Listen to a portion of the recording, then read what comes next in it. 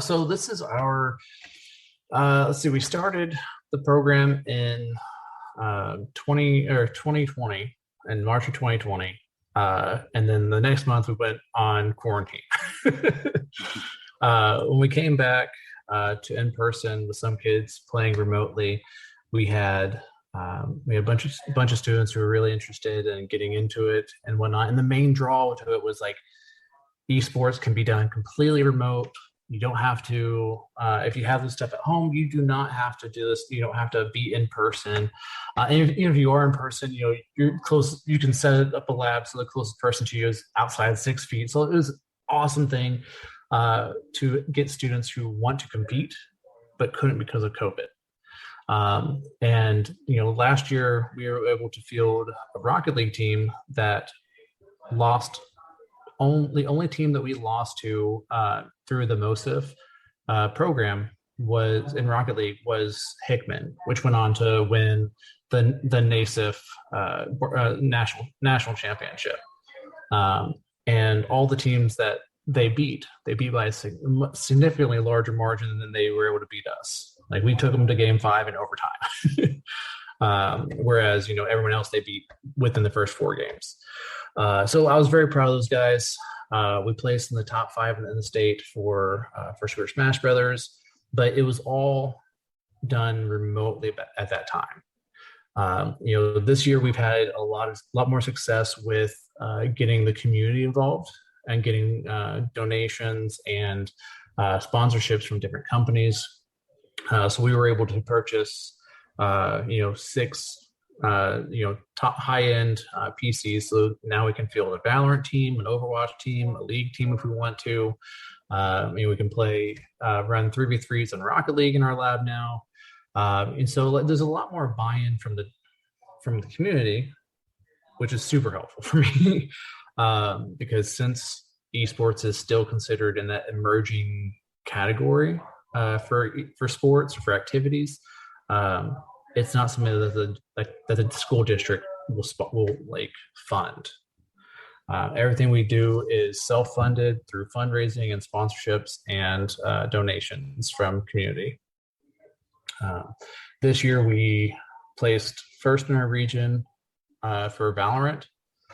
We were in the playoffs for the state finals for both Valorant and for Super Smash Brothers this season, and then last season we were in the playoffs for the Rocket League finals.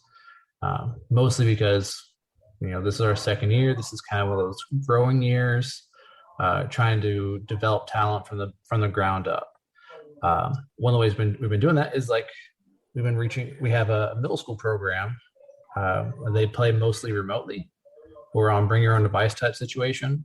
And we're hoping to set up a lot like other high school sports. Use middle school to generate that enjoyment, that process of trying to play, wanting to play, and developing those skills early on, especially those base level skills. So that whenever they enter the high school field, they can, if they're amazing, they can move, slide into the varsity side.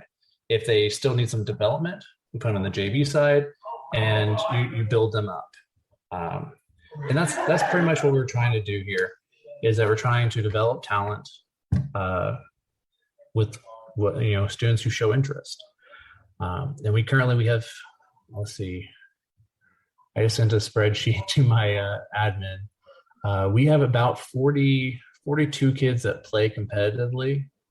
And we have another 15 to 20 that are on the club side where they come in, they hang out.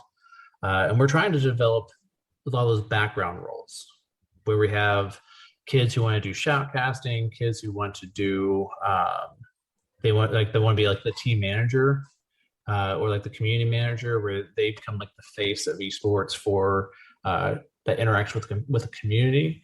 I have one young lady who wants to take on the role of social media liaison, and so build a lot of graphics and generate that hype in social media.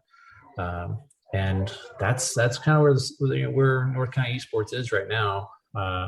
we're trying we're kind of testing the waters and seeing what kinds of things we can build, what kinds of things we can create with these young people.